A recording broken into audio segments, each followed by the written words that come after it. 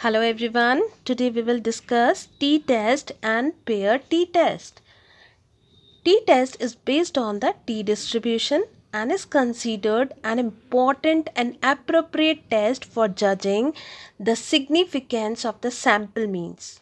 Or in other words, we can say it is the best test for judging the significance of difference between the means of two samples in case of small sample when population variance is not known. Here the sample size is less than 30 and population variance is not known. This test is also known as student t-test. I will explain you the t-test with the help of an example. A pharmaceutical company has launched a new drug. In an experiment, it is found that one group, that is called control group, is taking the old medicine which has the life expectancy of more than 5 years. And another group is taking the new medicine which has the life expectancy of more than 6 years. Now, it seems that the new medicine is giving more life expectancy to the people, but it can be due to fluke also. So, just to test whether the results are repeatable or not, researcher will use t-test in this case. So, this is the best example of t-test. Now we will study one sample t-test. Here we are going to study three types of t-test. Means there are three different conditions. So the first test is one sample t-test. It means testing the means of a sample group against a known mean. Here the population is normally distributed, sample size is less than 30, population variance is unknown. Alternative hypothesis is one-sided or two-sided. But in the case of z-test, the population variance was known. So if you want to study z-test, I will share the link in the description box. Here I am using one important term, that is degree of freedom. Degree of freedom is the number of the values in the final calculation which has freedom to get vary. For example, if you have a t-shirt of 7 colors for 7 days of the week, then on the very first day you have the choice of 7 t-shirt. On the second day you have the choice of 6 t-shirt. On the third day you have the choice of 5 t-shirts. Similarly, on the seventh day you do not have any choice and you have to wear that shirt only. So, how many days you have the choice? You have the choice for 6 days. So how you will calculate degree of freedom? 7 minus 1 is 6. So similarly, here also what you have to do is you have to subtract 1 from the sample size. So the formula is n minus 1. The formula of t is equals to x bar minus mu h naught sigma s divided by under root n. Second case is independent sample t-test. Here you will compare the means of two different samples. The null hypothesis in this case is the mean of one sample is equals to the mean of second sample. For example, if you will compare the students of two different universities on their English skills, then you will apply independent sample t-test. The condition will remain same, population is normally distributed, variance is not known and the size is less than 30. An alternative hypothesis can be one-sided or two-sided. Third is pair t-test. This is very important test in case of research. Here you will compare the means of one group at different times. For example, the level of motivation among the employees before the training and after the training. Another example, if you want to know the NPA of the banks before nationalization and after nationalization, these are the few examples where you are studying only one sample but the time periods are different. So when the time period are different and group will remain the same, then you will apply pair t-test. Here the population is normally distributed, sample size is again less than 30, variance is not known and the formula of t is d bar T is equals to D bar divided by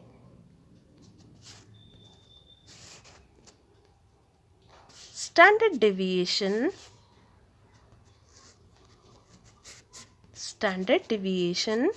difference divided by square root of n. Here what is D bar? D bar is equals to summation of Di divided by n. What is Di? Di is the difference of the two different samples.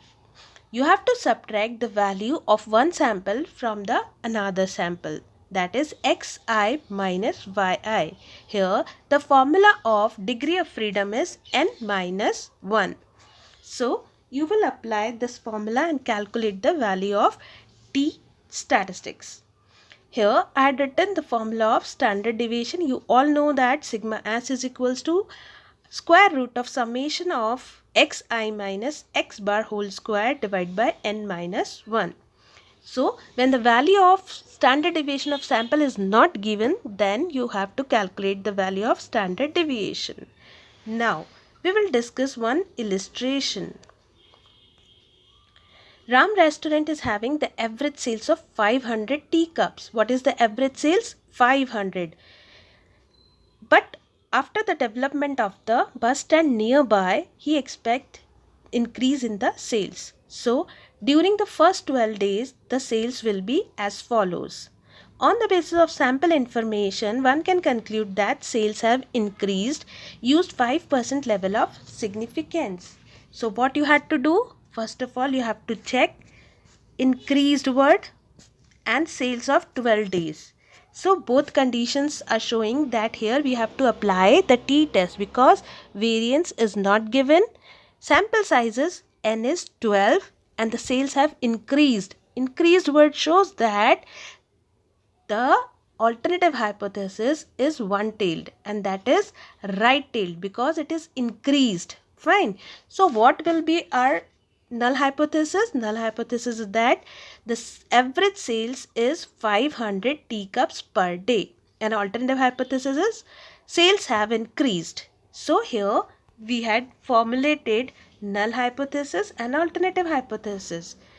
Now there is a need of mean value, but no mean value is given in the question. So we have to calculate the mean value. How you have to calculate the mean value? You have to make one table as shown on the slide. Now you have to calculate, first of all you have to do the sum of the xi values, that is equals to 6576. Then what you have to do? You have to subtract these values, xi values, from the x bar. So after calculating this value, you have to square the values. So 550 minus, what will be our mean? We had calculated the mean, 6576 divided by 12, that is equals to 548. So now we will deduct 548 from 550, 548 from 570. In this way we will get all these values and then we have to do the square of these values.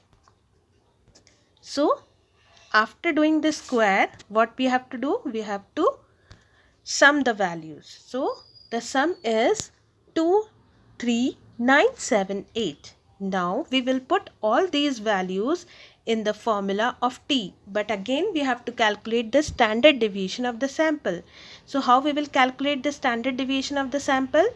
Summation value that we have calculated here, that is 23978, right? So we'll put the value here, divide by n minus 1. 12 minus 1 is, then we will get the value of standard deviation of the sample, that is 46.68.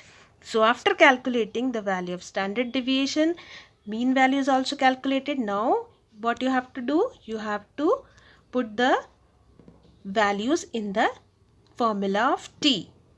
548 minus 500 divided by 46.68 divided by under root of 12. Here n is 12 and you will get the answer 3.558. Here you have to calculate the degree of freedom is n minus 1. So 12 minus 1 is equals to 11. So degree of freedom is 11. So in this way you will calculate the degree of freedom. It is very important because you have to check the value of t in the table at 11 degree of freedom and 5% of significance level. So let's move to the next slide. So degree of freedom is 11 and HA is one-sided because it is increased word. So HA is one-sided, that is right-tailed. So the value of T in the table is 1.796. So it is right-tailed. So we know that all values greater than 1.796 are rejected. And our answer is 3.558. You can see here our value is, T value is 3.558. So this value is 3.558, 3.558. This value is greater than 1.796. So what we will do? We will reject the null hypothesis and accept the point that the sales of Raju's restaurant have increased. So in this way you can apply t-test. I hope you all are able to understand how we can apply t-test and what is the use of t-test. If you have any query regarding it, you can message me or in the comment box.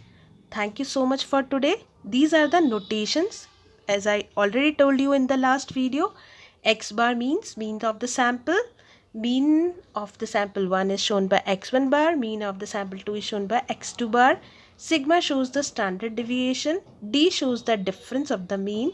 DF is the degree of freedom. Mu h naught is the hypothesized mean and n is the number of items in the sample. So in this way our t-test and z-test is complete. Thank you.